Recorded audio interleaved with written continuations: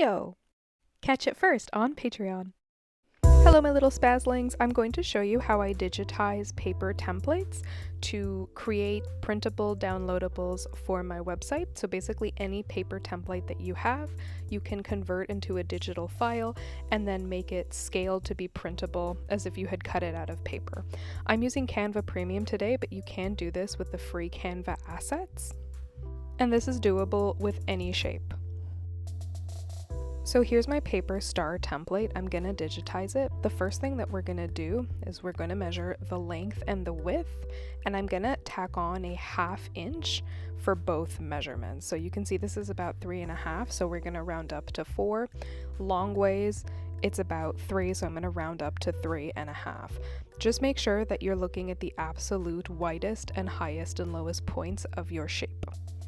Next, we're going to open a custom canvas in CANVA, and to make sure that it's proportional, we're going to go to custom size and change your pixels to inches, and now you're going to input the measurements that you took with the rounded up. So the 1.5 inches is to give us a little bit of space so that we can make this printable.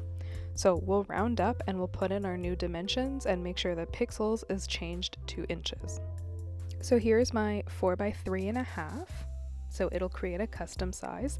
The next thing that we want to do is go over to elements, and we're going to type in the shape that we want, and we're going to be careful to go to the shapes tab, not the graphics tab.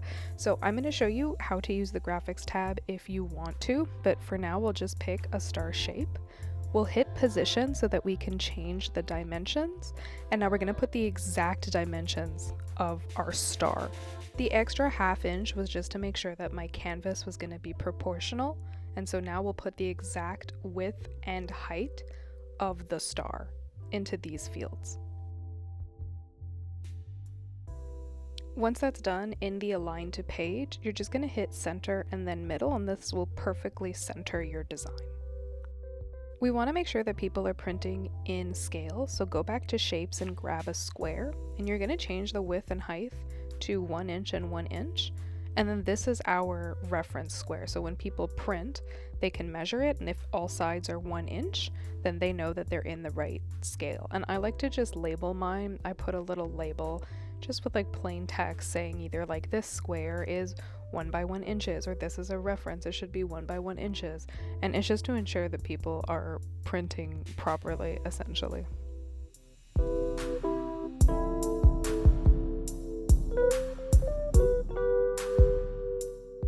If you're exporting as a PNG, then you'll hit download, and if you have CANVA Premium, you can hit transparent background. If you don't, that's okay too. You can just download it with its background and then use any free background remover, and just make sure that you keep the canvas size integrity. If it's multiple pages, then I download as a PDF, and CANVA will automatically prompt you to make bleed lines so that it prints proportionally.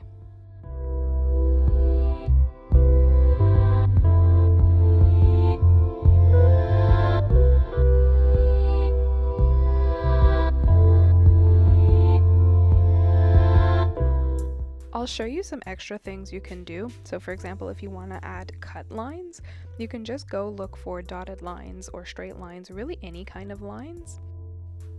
You can see for the heart cake, because I had to make 3 different layers of different sizes, I added a little tape line.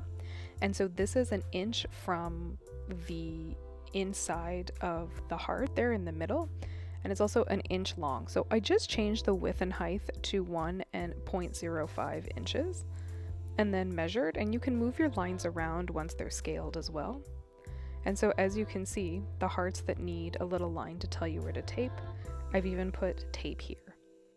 And you can use this if your audience has to fold paper or cut paper or do designs within a design. The dotted lines are really helpful for this.